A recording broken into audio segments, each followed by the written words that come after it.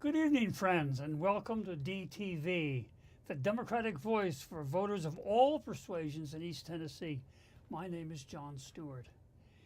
You know, we are winding up what likely is the most chaotic and confused week in Washington that the nation has seen in decades, if ever. I can make that statement with some authority because I started working in our nation's capital in 1961, a few years ago. The impending shutdown of the national government right now, the surprise resignation of Defense Secretary James Mattis, coupled with his remarkable letter decrying the misguided and extremely dangerous defense strategy of President Trump, the unilateral pullout of all U.S. troops from Syria, a move almost universally condemned, and now the emergency surgery for lung cancer performed on Justice Ginsburg. It has been a frightening and ominous 5 days. But despite all the high drama on the national stage, we in Tennessee are approaching a new year with a new governor and a new legislature with new leadership. So there is much to talk about here at home and much to consider as 2018 lurches to a conclusion. And who better to talk about these concerns than Knoxville's two Democratic members of the Tennessee's House of Representatives. Rick Staples, our highly effective member representing the 15th District. Hey, Rick. You threw me off with highly effective. And Gloria Johnson, yay, reclaiming the seat she held 4 years ago. Whoopee. What a great victory. So welcome, Rick and Gloria. Thank you. Let's start by talking about the big issues that are likely to dominate the legislature this coming session, such as vouchers and school choice, health care, and so forth. Rick, what do you see in your crystal ball about these and other big issues? Well, in the legislature is always one big surprise that you're not expecting. We can't forget mental health. There's still a lot of Tennesseans are dealing with that. Health care for the working class poor. We're still dealing with a state that believes you need to work in order to have health care, but they don't want to take care of the working poor that need health care. So we have a lot of... And this has become increasingly high visibility due to this decision by a judge in Texas threatening to kill the entire Affordable Care Act. And so that's going to be mixed in with these state decisions as well. So it's a big healthcare year for sure. Well, to your comments earlier, so much instability is being shown every single day at the national level that you would hope that those that have been elected at the state level for the state of Tennessee would show stability to Tennesseans and address issues that are basically in your face. Right. We have individuals that go to work every single day but can't afford to have health care. They're deciding if they're going to purchase their medication or get behind on their electric bill. And working Tennesseans shouldn't have to go through that.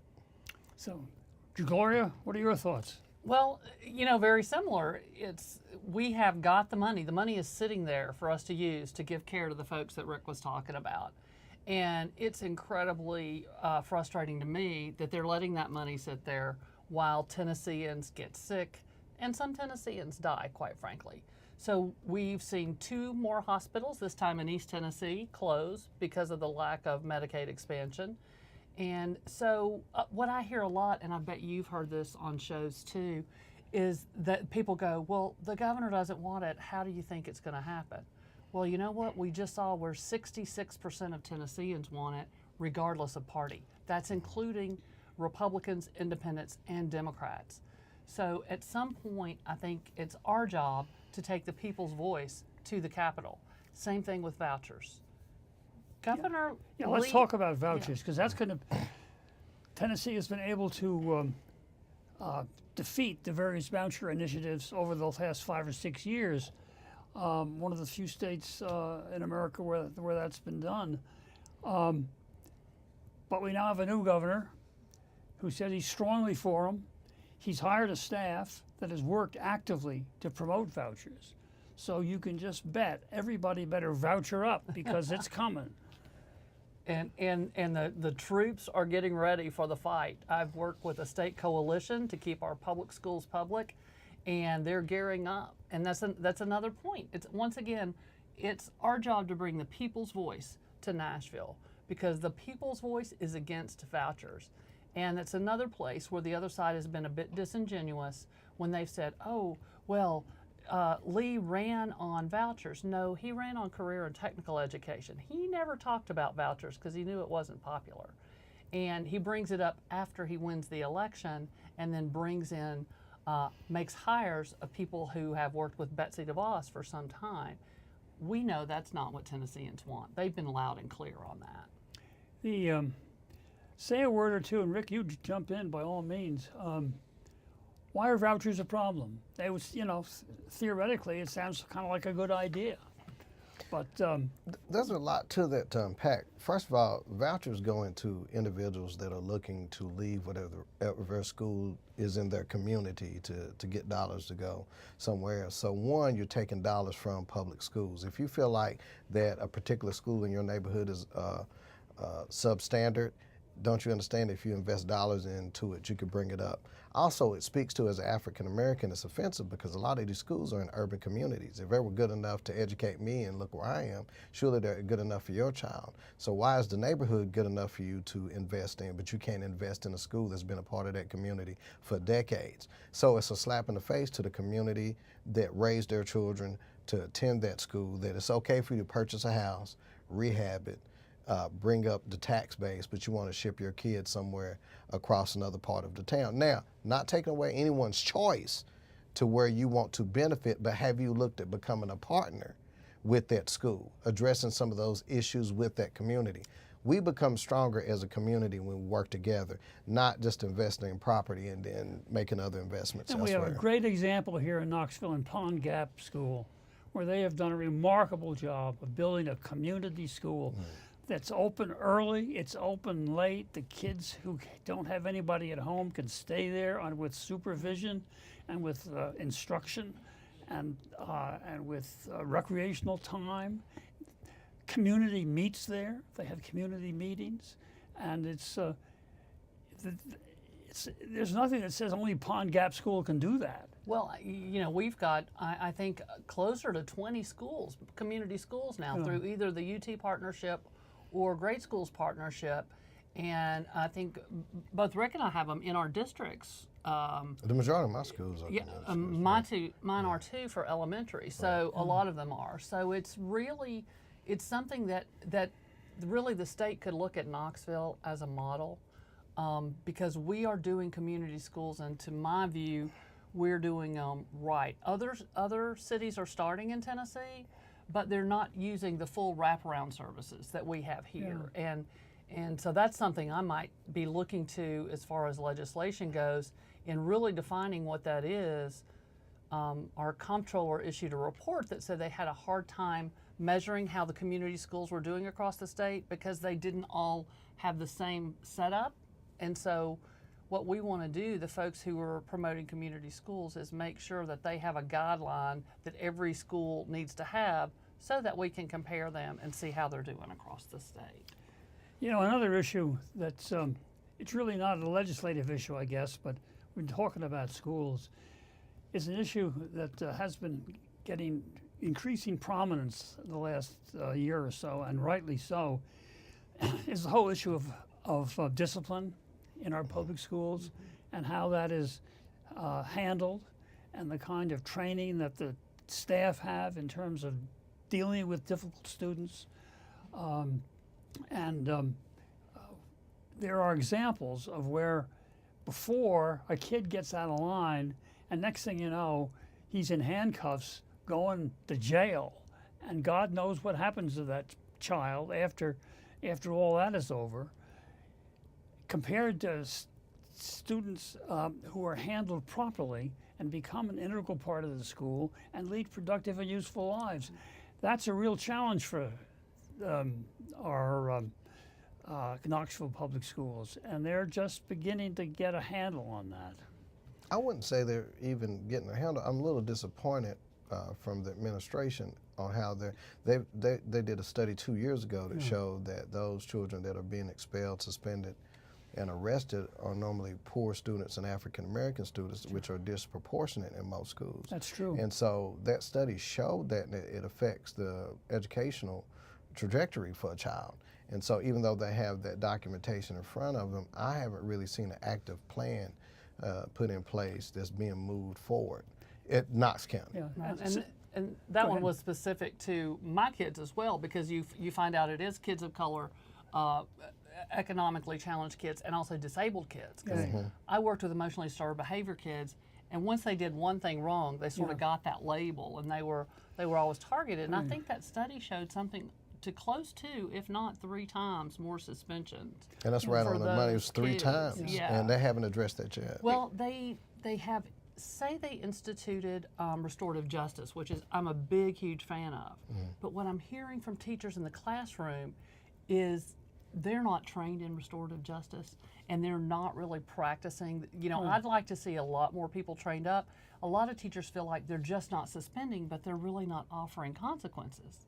There has to be consequences, but cuffing or suspensions, long suspensions, aren't typically the best solution. And a lot of times it has to do with solutions that meet what the discipline is for. Well, you know? Gloria knows what she's talking about because she was a terrific special needs teacher for many, many years in the Knox County schools, and I'm quite sure literally saved hundreds of kids in terms of kids that she was teaching and were in part of her classroom. So there's no finer calling, no more important work than that. Our daughter happens to be in a teaching situation where she has a lot of special needs kids and emotionally disturbed kids. And boy, it's a challenge. It's tough work, but you know, it's the lives of these kids are on the line. In my daughter's case, they're in kindergarten, but that doesn't make any difference. If you don't get those kids straightened around, they face a very bleak future. Anyway, that's not about the legislature. I want to know how we talked about health care, we talked about vouchers. Rick's mentioned mental health concerns, which are very real. So how are the Democrats going to pursue all these things? Once again, you guys are in the distinct minority in the legislature. A feisty minority, to be sure, but still a minority. So what's the battle plan? Well, first of all, we've already, I believe, made a great statement by electing the first African-American woman to be leader in Karen Camper. And Karen Camper is an Army veteran, so she's tough and she knows how to fight and she's willing to move forward. And she's putting some things in order, and of course, our caucus chair, Mike Stewart, as well. They're already working in concert to try to get some things done. There's things that you assume and know that we need that we've already mentioned, but there's always some sort of legislation or some bill that comes up we're not aware of until session starts. And it's going to be a very unique year because Governor Lee has to have his budget in by March 16th, and that's going to be kind of a haul for him. And with new leadership at the Republican level, I'm sure they won't all get along right here in the beginning as people jockey for chairmanships of boards. So the nuts and bolts are going to be interesting. A little elbowing going on. Right. So it's going to be, it's during the settling period, there's probably going to be a lot going on. They're trying to already survive. not happy with the committee changes. Right. So it's a lot getting it settled. Yeah, Is going to be a there's battle. going to be a new speaker, Right. and Cassida, Yes. and he's not the fuzziest, warmest guy around, but we shall see. And we're interested to see how Karen Camper and Mike Stewart work together. I'm sure they will. I think they should be a great team. Yeah. And I agree with Rick. It's wonderful that there's an African American woman as the leader of the Democrats in the House. That's a real step forward, and she is tough. Well, Democrats need that inspiration across the state to show that we're fighting, we're strong, we're moving forward, and we still are the party of the people. We look like Tennessee, and I think that's important for our people to see. And while the Democrats picked up one seat, one net plus one seat in the House, they laid the groundwork for some real victories in the future. The collaboration and the working together of the various candidates, at least here in Knoxville and Knox County, was unprecedented. Yeah, and I think that I've been talking to people the last couple of weeks, especially people in East Tennessee. They don't realize that we also took another seat from the Republicans, and that was the speaker seat. Right. And I told a couple of people that, and they're like, "What?" Because they're on the other side of the state. They hadn't really even heard that, and so they got a little more excited about about the election. And we came really close. I mean, Greg McKay almost really won. close. You know, Yes. and he was running an uphill battle. Any Democrat in West Knoxville is going to be running an uphill battle. But he could have, if he had flipped 300 votes, he would have won that seat, and he's going to win it next time. Yeah. You got to get a run. I think people, rightfully so, with Gloria taking the seat back, she was able to generate like 2,432 votes, when normally that was 100 and something votes. And that's a lot of votes that, just shocked. So people caught the focus of that, and that's really important because we somehow reinvigorated, re-stimulated some individuals to get out there and vote and knew it was important. So you can't go away from that, but to Gloria's point, yes, we have to talk about how we did go out there, and Beth Harwell had been speaker 8 years, but and had been in that seat close to 30, and so that seat for 30 years had been a Republican seat, and to win that was a big deal. But then also looking at a traditional Republican seat in Greg, just coming within 300, those are numbers we can work from. Yeah, we also won Beth Harwell's seat. Right. In the Nashville area. Right. Bob Freeman won, and so there's a new and competent, very capable man joining.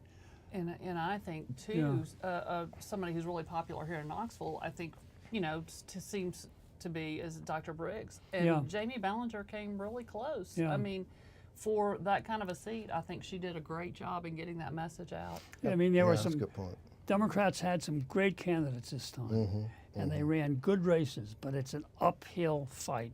Jamie Ballinger ran a terrific race. Renee Hoyos, running for the 2nd Congressional District, ran a terrific race. And we will hear from them in the future, in one way or another. I certainly hope so, because they have,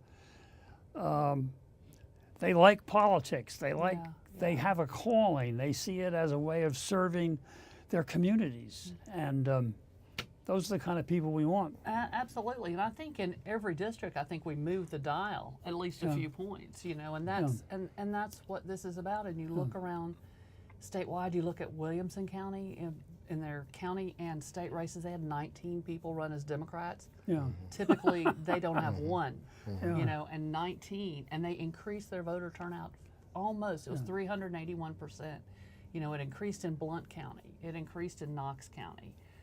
Hopefully what we see is people are paying more attention to who's governing, how that relates to them personally. And people are proud to say they're Democrats. It's a place that I go that's actually in Gloria's district that I just assumed that was a Republican family that owned that business. And they came up and expressed to me outside how excited they were that Gloria won, that they voted for her. And I actually looked at the gentleman, and they loved Gloria, and I said, you're a Democrat? And I said, I'm sorry, he and his wife, and they were very fond of Gloria, and she comes into the establishment, and they was like, yeah, we're going to make sure we always donate to her campaign. And I was like, man, I didn't know that you guys were Democrats. Welcome. But just seeing nationally, seeing locally what happened, has people, what I like to say, they're coming out from under the tree and, let you know. Gloria, last time, the Koch brothers and similar folks threw about $800,000 to defeat you last time. Right. $800,000. I mean, really. Well, they didn't, because we had good candidates across the board. They just couldn't concentrate on one race Right. this time. They spent some, but they didn't spend Yeah. that Spent a much. lot. Yeah. So I want to know, given all that, how in blazes did you win by 2,000 votes? When 2,430 something. Don't short her. Don't short her. I'll just call it 25. Oh, man. Yeah, that's a lot of votes, man. How did you do that? Well, I didn't do it. What did Well, it was... of course you did it. Come on now. but a whole bunch of volunteers, the message did it. Talking about health care that the folks in my district care about and desperately need, and talking about public education, and talking about raising the wage. This is what the people cared about when we knocked on their door, regardless of party. most Tennesseans want those three things. Yeah. And that's what we talked about. Plus, a lot of other groups that are engaged that got involved in this election. You know, we had folks knocking doors for us who we weren't even aware of it unless we came across them in neighborhoods. You know, people like Is that Planned true? Parenthood and Turk and Indivisible and all these other folks were out there working to help Democratic candidates win because they support those issues. Anyone that supported their agenda, which just happens to be Democrats. So they were out there helping as well. And it's just a team effort. And like I said, people are energized because they are now paying attention to a government that is responsive to special interest and not to them. Well, you set an example for everybody. Seriously, you should be thank you. very proud of the race very you ran. Thankful for great volunteers. Well, they were great volunteers, but they were there because of you and because of the leadership you provided. Now, last time in the legislature, you kind of got known as a troublemaker. You know, a troublemaker, a good troublemaker, but a troublemaker. I have to say good trouble. Yeah, I want to know Not what enough kind of of. us to make trouble. I want to know. When you and Rick get over there, I want to know what kind of good trouble are you guys cooking up. I'm all for good trouble. I think every time we pull in the garage, it's trouble because they keep forgetting we're there. You just have to remind them, be focused on doing good legislation and unpacking legislation that don't just let it pass because they have the majority. Unpack it, read the legislation, and ask questions and make the questions public on camera, on the floor. Because you would be surprised how many bills we were able to stop having to get rolled back, sent back to the floor because they did not read right. We forced a lot of people on the Republican side to have to look at legislation and say, hey, what is this actually doing? Because there's always that title, there's always that first page, but it's in the middle of the meat that really tells what the bill does. And so we were the ones that always pointed that out. And I think I know that's going to continue. We are the keepers of the gate, maybe just 26 of us, but we are the keepers of the gate. We are the guard of the people, and we always stand strong to make sure we're And let me tell you, the citizens of Tennessee, some may not realize it, but they owe the 26 a tremendous debt because they kept some terrible legislation from getting through, and one wishes that there were more of you so you could do more positive things. But the task of stopping really dangerous proposals is a very important task, and you guys performed it. Right. Well, one of the things that they'll talk about is because they have a supermajority, they can keep somebody in a tough district. They can keep them from passing bills because they don't have to approve your bill, get your bill through committee. And so they do that in an attempt to make you look ineffective when it comes to an election year. And but like you said, there's more than one way to be effective, and that's stopping the bad legislation. I'm assuming, because I'm hearing from Republican friends in the House, that they're writing legislation to arm teachers. You know, I'm on a course to do all that I can to stop that legislation. And that lasted for a few months last year to try to force that through. That's the only bill I saw that was killed in the committee. Then all of a sudden resurged. Zombie bill from committee. And then it ended up in calendar rules, and nobody can figure out how it got there because we swore it died. So you gotta, that's very important. And to that point, let me add this, please, Mr. Stewart and Gloria where you stop bad legislation, we have to make sure we have at least 2 Democrats on committee. It would be a goal to have 3 on committee simply because as Democrats come in to defend their legislation, they need a second. And a lot of Democratic bills die because they're unable to get a second because in some cases it's just one Democrat on there. State government. You're right. So you can't get a bill through. So it's really important to have more than one of us and to keep track when a bill is being presented by a Democrat that they get a motion and a second to get their legislation heard. That's the most valuable thing. Well, they're always surprises. Always. And we have a new governor this year, and he's never been involved in public service before. He's run a successful business, more or less, I guess. People can argue about how successful it really is, but that's really irrelevant. How are you all going to help educate Bill Lee? to some of the realities of what's really needed in this state, and not what a bunch of lobbyists tell him. Self-interested lobbyists who are going to force more and more support for the folks in the state who need it least, and less support for the folks in the state who need it most. Well, it'll be interesting for me to see how accessible he is. His staff has been actually pretty good to reach out as he comes in. Yeah. So I'm curious how accessible he will be to the opposition party, but I hope that he would be, and I hope that he's willing to listen to everyone. Yeah, and there'll be a bipartisan effort, I'm sure, in the Senate and the House to let him know who's in charge. Yeah. So there will be that rattling. We're a very difficult group to deal with, and I think he's used to being a CEO, and he hasn't dealt with that legislative body yet. But I said there'll be a situation where he'll be introduced to that. So It might be vouchers. it's right. So he'll be introduced real quick to the He might legislature. lose his Well, affinity for those pretty quickly. Right. It's going to be very interesting to see how you learn. What are the lessons you learn, and how do you apply those lessons? We are currently, as a nation, being led by an individual who seems incapable of learning anything, and I'm very interested to see how the current business with the shutdown goes, because at this point it appears there's going to be one, and there doesn't need to be. Anyway, it's going to be an exciting time for everybody. Is that your timer on that question? You hit your timer. No, Okay, you got to. that is the fact that I forgot to turn off my I device. thought that was the wrap it up button. I said, "Oh, there's a timer. How long we can talk?" It's Hold only, on for a by second. it's only by the grace Okay, of God right. that our daughter hasn't called.